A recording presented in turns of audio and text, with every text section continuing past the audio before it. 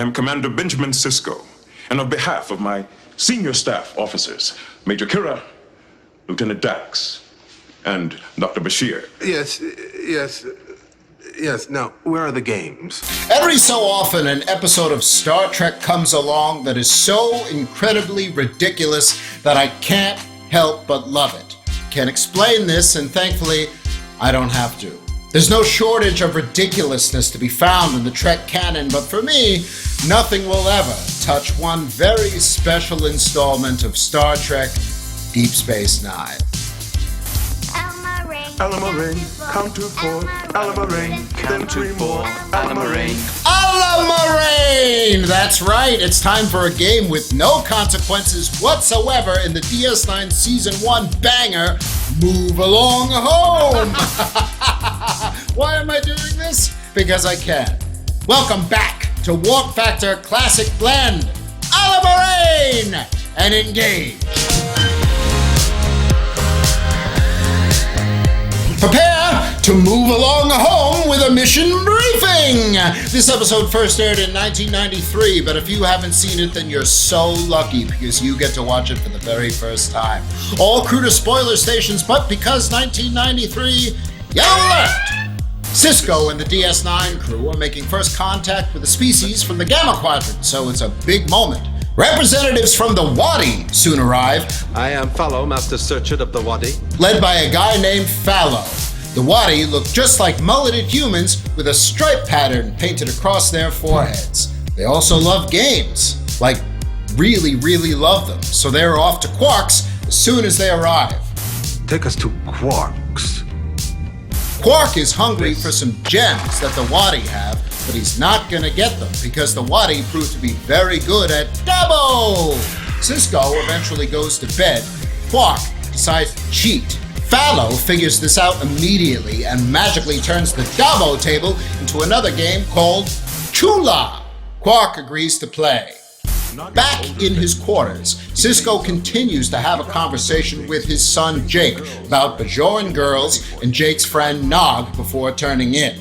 He then wakes up in a really weird room with many doors and hallways, and behind one of them is Falow. Shap, move along home! Sisko already wants to deck this guy, like right in the face. He soon hears Dr. Bashir screaming and finds that he's not alone. Bashir, Dax, and Kira are in there too. Curiouser and curiouser.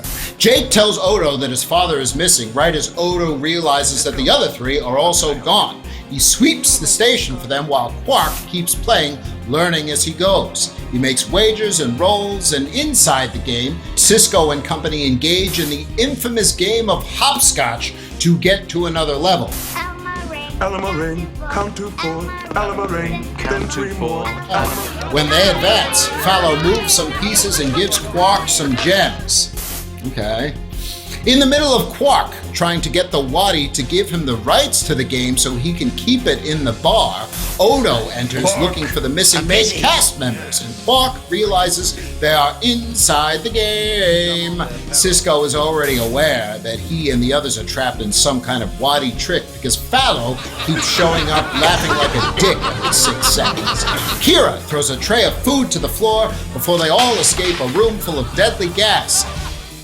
Alla Maraine! Kira's not Starfleet. She can treat this like the ridiculous enterprise that it really is. Odo goes over to the Wadi ship and detects a weird energy signature, which he tries to investigate before ending up back in the bar, where Quark has just made a bad roll. Falow knocks a game piece over after Dr. Bashir vanishes from the game. Is he dead? We have no idea. We have no idea what the rules or the stakes of this game are. Odo is enraged, orders that Falow bring everybody back, but this is only possible when the game is over. Quark convinces Odo to let him make a risky move. Trust a gambler. There's all kinds of madness happening inside the game where they keep seeing Bashir as well as the always laughing Falow. Dax hurts her leg, but Sisko and Kira refuse to leave her behind. They're in a cavern, by the way. That happened at some point. While trying to move past a very steep cliff, they all fall to their deaths. End of series. Except not, because they're all magically back in the bar. Falow closes the game down while Sisko does his best not to break him in half. Falow says it's only a game and makes it clear that there was never any risk to anyone. As the Wadi leave, Quark chases after them, still trying to get the rights to the game. He succeeds, and Chula will be a launch date title for the PS5. Not really. Miles Morales is still gonna be, though. Can't stop me now! Look at his eyes uncovered! Are there plenty of secrets and references hidden within Move Along Home?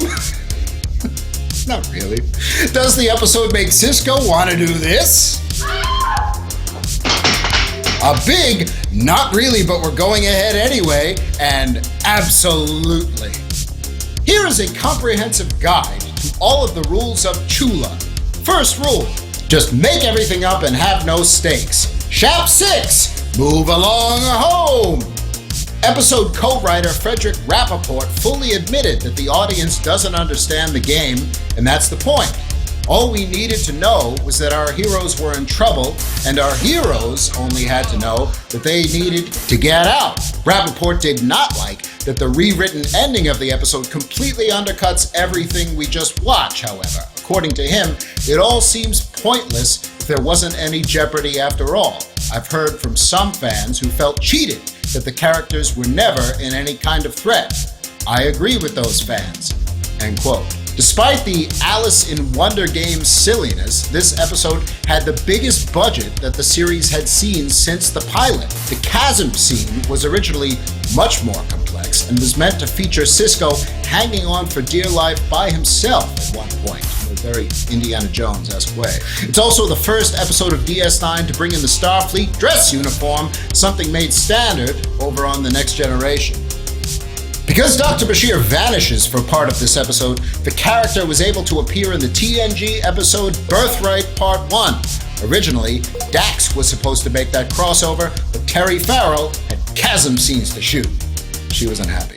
This is the second and final time that Security Officer Preben, played by James Lashley, would appear on the series. I heard that Wadi party went on all night. Starfleet, never comfortable with Odo having control over station security, would eventually send along Security Officer Michael Eddington, and that character stayed around much longer and went places. You betrayed your uniform! And you're betraying yours, right now! Yeah.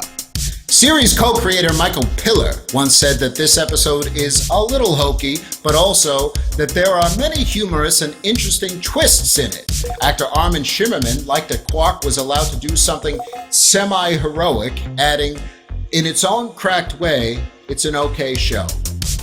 While watching this episode before joining the show's writing staff, Ronald D. Moore wondered if everyone had lost their minds. What did Avery Brooks, Captain Sisko, think of it? When asked about his least favorite episode of the entire series, he once said this.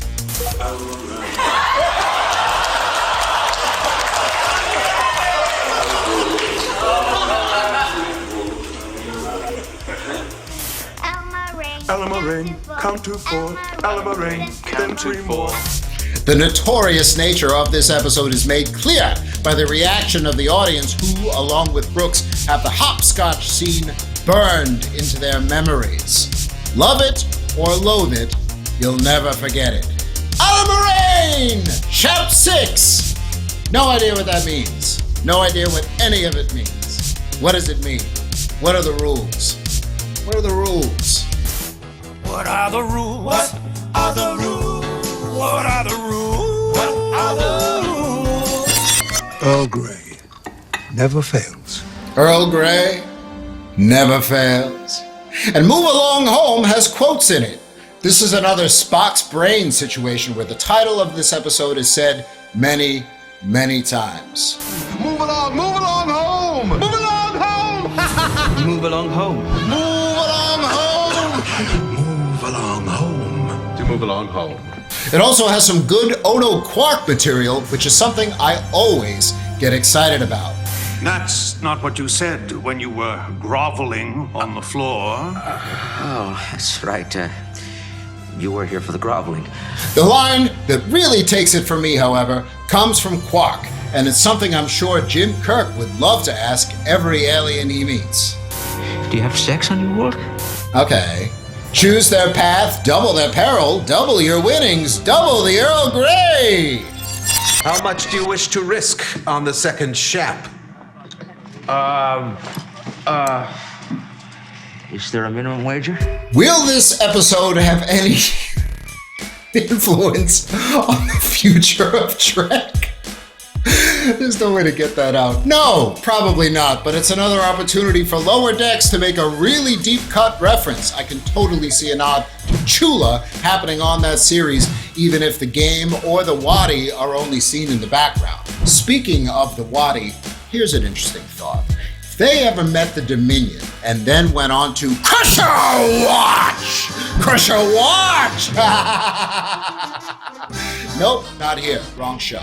Come on. Dr. Bashir is here, though, and he forgot to pack his dress uniform!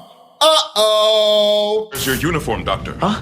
Alla Maraine, count to 4, Alla Maraine, then 3 more. I think we've all learned something today. I know I have.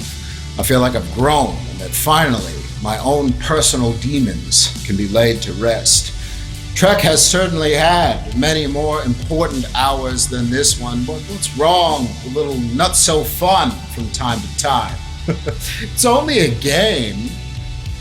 Or is it? Move along, move along, move along home, everyone. Move along home. What if Chula really had stakes? What then?